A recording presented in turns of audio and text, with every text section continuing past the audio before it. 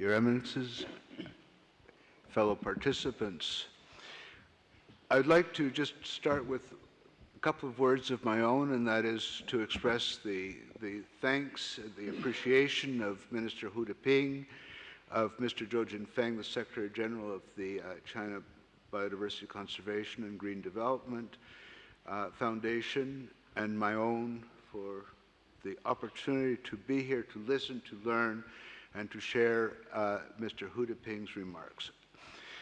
I must beg the indulgence of all of you that in the translation from Mr. Hu Deping's very beautiful Chinese, the English will take a little bit longer than the allotted time. And I hope that will not serve as a precedent for other people, but I do beg your indulgence. A holistic and proactive approach to biodiversity and green development from the perspective of a Chinese non-governmental organization. To provide a little perspective, let me start by confessing that I was born in November 1942 and have witnessed firsthand from a variety of vantage points the long and arduous march of the Chinese people from the enslavement of hunger, poverty, illiteracy, towards, but still an appreciable distance from, a society where all have access to the basic material and immaterial requirements for a decent life with well-being, dignity, and opportunity. Despite many difficulties and setbacks, the progress made by China in eradicating starvation, alleviating poverty, is one of the great accomplishments of humanity, and one that owes much not only to the grand vision and the labors of the Chinese, but to the selfless contributions of people and institutions from around the world. Our ancient proverb states, "When you drink the sweet water from the well, never forget those who have helped you build it." Let me assure you that China has a long, long memory. As a deeply involved and responsible citizen, as many others, I observed that China's rapid growth was increasingly based on high energy consumption, excessive pollution, high emissions, and low efficiency. At that time, I and others urged the government and business to focus on sustainable development. The term green locomotive was born, and the task of building a green locomotive for China had as its mission to pull the country into the global economy while sustainably enhancing the quality of life for all Chinese citizens and increasing China's capacity to contribute to building a better world for all. As we can appreciate, this shift in direction for a giant and fast-moving entity is fraught with challenges, barriers, perils, and demands time and care to effect. It required a total refocusing, embracing different sets of values, and identifying new priority structures. It necessitated building awareness and enhancing education. It required the creation and adoption of new technologies, and above all, it could only succeed with the strong government leadership, policies, as well as the buy-in and commitment of the people. A broad panorama of China. As progress was being made against the goals of hunger eradication and poverty alleviation, Mr. Deng Xiaoping enhanced the ancient concept of Xiaokang, a relatively well-off society for all, with the insights that this could only be achieved and maintained with due attention and care paid to nature, and that development to be beneficial must be truly inclusive and truly sustainable. Following this and the insistence that the development must be people-centered, China understood the need to focus on the national long-term task of building a harmonious society, and understanding that to be true and enduringly harmonious, the harmony must not only extend beyond the borders of China and include all peoples of the world, but above all must include harmony between human beings and nature. My own father, Mr. Hu Yaobang, at the time the party's secretary and leader of China, stated, in the mountains, we only paid attention to investments in engineering or construction. We paid no attention to biological investments, with the result that the biological environment was destroyed. We must, as soon as possible, turn Taihang Mountain, the yellow dragon, into a green dragon. More recently, Mr. Xi Jinping has given voice to the national vision which can be termed the China Dream. It is a dream of a prosperous lifestyle reconciled with a sustainable lifestyle. To bridge the gap between the reality of today and this dream requires radically restructuring, where the needs of the people and nature are the fundamental concern at the heart of all development, where green technology is promoted and widespread conspicuous consumption is reduced. Following a shared understanding that everything is closely related and that today's problems call for a vision capable of taking into account every aspect of the global crisis. The basic concept encoded in the Pope Francis's term, an integral economy, is deeply embedded in China's direction and approaches as it has been ingrained in the deep culture and the spirit of the Chinese people. From the Chinese perspective, this is the context in which the words the world should receive and assess the teachings of the Encyclical Laudato Si, which Pope Francis underscored most forcefully days ago by describing our destruction of the environment as a sin, that is turning our planet into a polluted wasteland full of debris, desolation, and filth. These strong words and powerful description ring true in China, where we understand what the Pope is talking about is not only in some distant future, but that the impact on the environment degradation, climate change, destruction of the ecosystem, biodiversity loss are becoming clearly evident to all, as is the fact that even in the short term, the less privileged members of society, the poor, are the most cruelly effective. Around the globe, in China, it is becoming clear, as Pope Francis has preached in words and example, that the resolve to live differently should affect our various contributions to shaping the culture and society in which we live. We understand that the political, social, scientific, academic, and business leaders must stop thinking of short-term gains and work for the common good. And as we know in China, as in the rest of the world, this conversion is neither easy nor fast, but a process that demands the involvement of all. China in action. As we explore the long march since the dawn of the new China in 1949, the Millennium Development Goals, agreed to in 2000 and measured through 2015, provided China with a most objective and useful moment of critical assessment and deep reflection, leading to the development not only of new objectives and approaches, but also to marshaling the resources, the will, and the commitment to move significantly forward.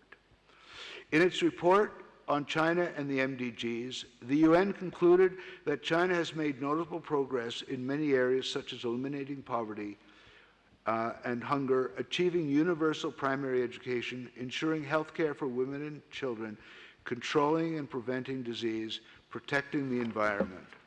The report of the UNDP turned the spotlight on 5 outcome areas: achieving the rapid economic growth, steadily improving agricultural production capacity, and making significant progress in the eradication of poverty and hunger.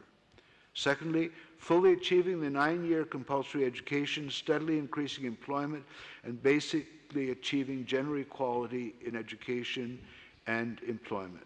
Number 3, constantly improving the medical and health services, significantly reducing child and maternal mortality rate, and making notable progress in the curbing of epidemic diseases such as HIV, AIDS, and tuberculosis.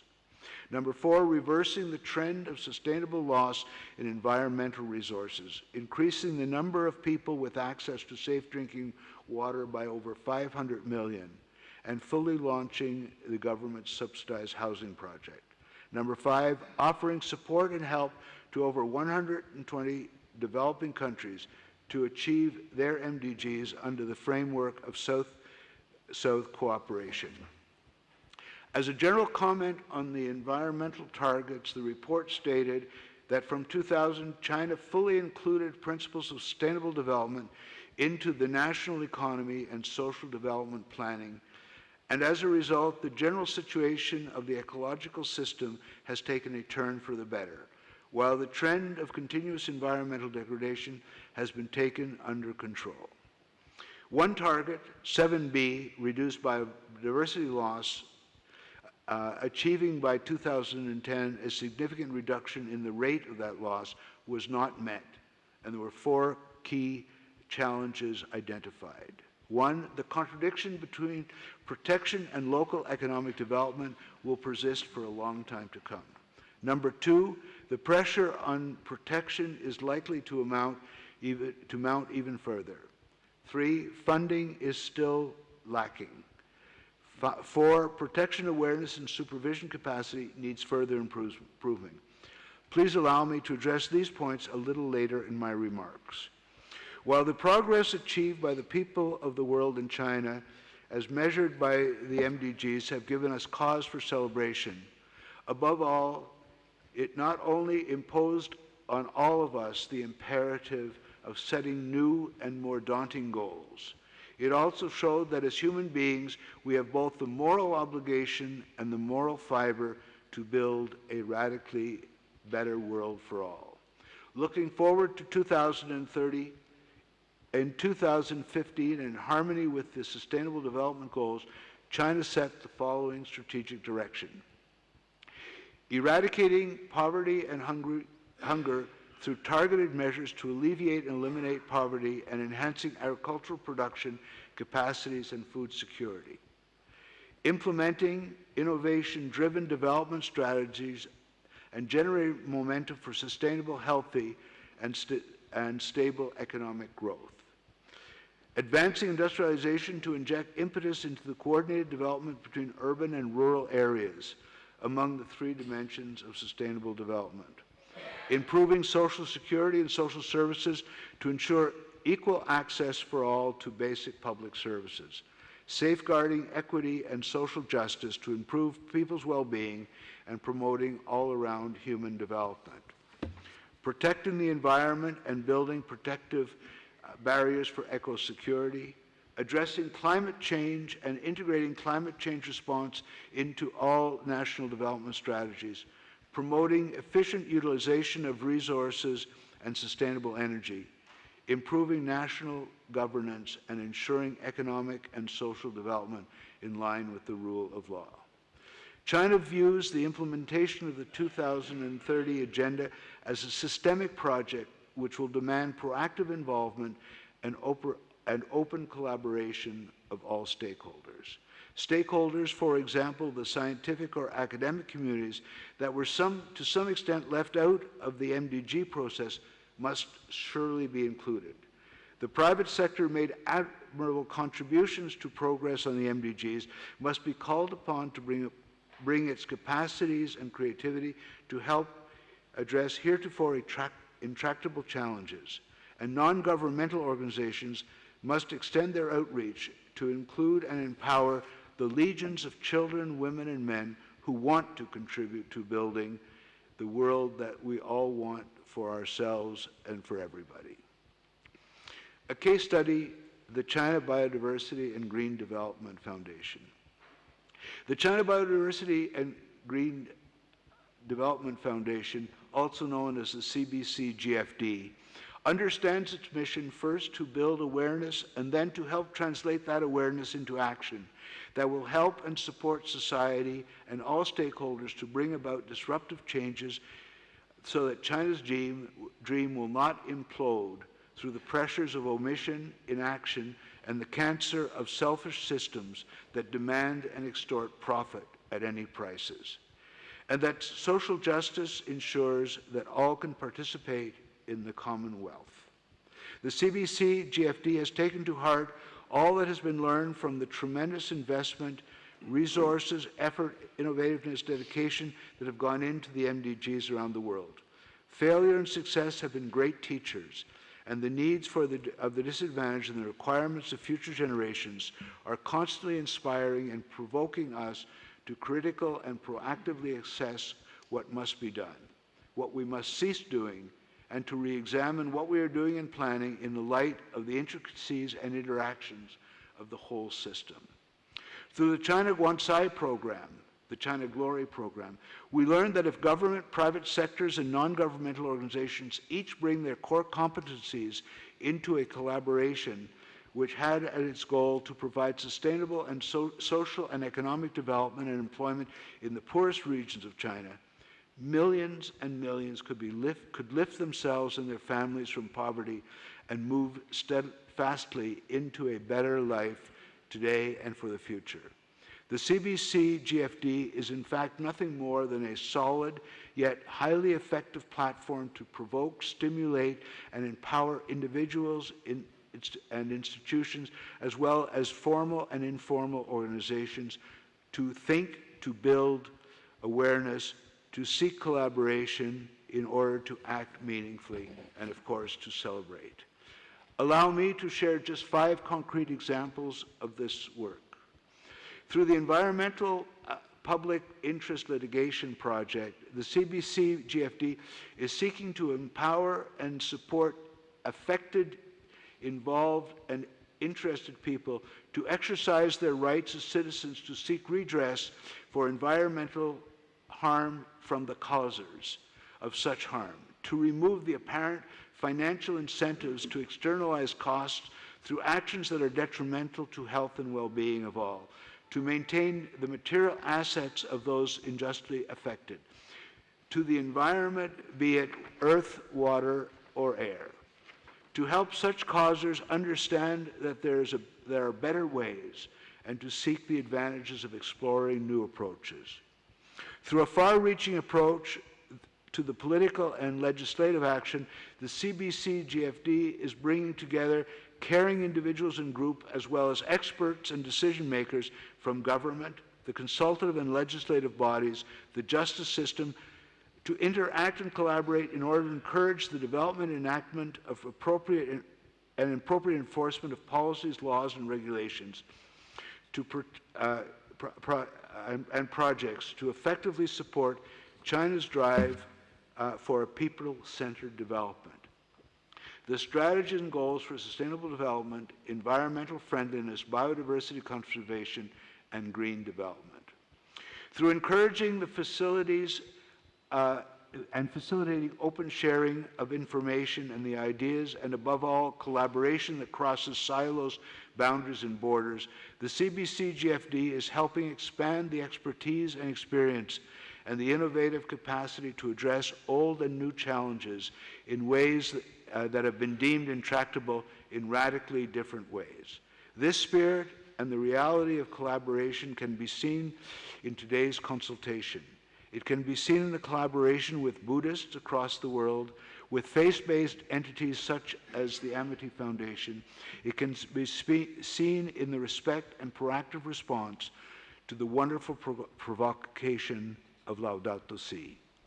Through programs such as the CCAFA, a citizens-driven approach to ensure the creation and quality of protected areas for the preservation of endangered animals, plants, cultural and historical heritage, scenic beauty, assets of great value to all, rich and poor.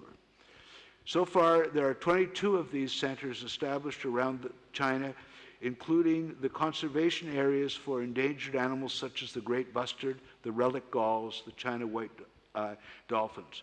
Threatened plants like the Acer penicillium, the old juju trees. The CBC GFD has set up 2 conservation areas for the dark sky at Nangu and Nagri, Tibet, which are China's first 2 conservation areas to fight against light pollution. Through the One Belt, One Road project, China is committed to supporting the efforts of billions of people who seek a prosperous and sustainable lifestyle in an environment of peace and justice. The CBC GDF is committed to work with people, each nation along the New Silk Road, in the collaboration with the United Nations and all others for the preservation of biological diversity, and the promotion of responsible development. Please understand, while CBC-GFD is a platform, a support, an innovator, a power for radical and disruptive progress towards integral ecology, it is not an outlier, but fully in harmony with the spirit and direction of the government and the people of China. In conclusion, in closing, we must remind ourselves that while the needs and the threats are severe and urgent, we must beware of the temptation to place undue hope on quick fixes, on actions focused on one part of the problem and disregarding the sanctity of the whole and the interdependence of each of its interlocking components. We must be committed to open sharing of information, experiences, and knowledge. We must understand that collaboration within our country and abroad is the most effective route to sustainable development. And while we must respect the wisdom that comes with age and experience, we must place great emphasis on our youth and focus on ensuring that they can develop the knowledge, the creativity, the character, the moral strength and fortitude, the wisdom to selflessly engage, to become active and innovative contributors to the building of the better world, a world of well-being, of harmony, of justice and peace for all. Pope Francis reminds us that science at its best can help us listen to the cries of the earth, our common home. And we know that our hearts can help us listen to the cries of the poor, our sisters and our brothers. Our task, our responsibility, our privilege is so very clear. Sheshe Niemann, thank you very much.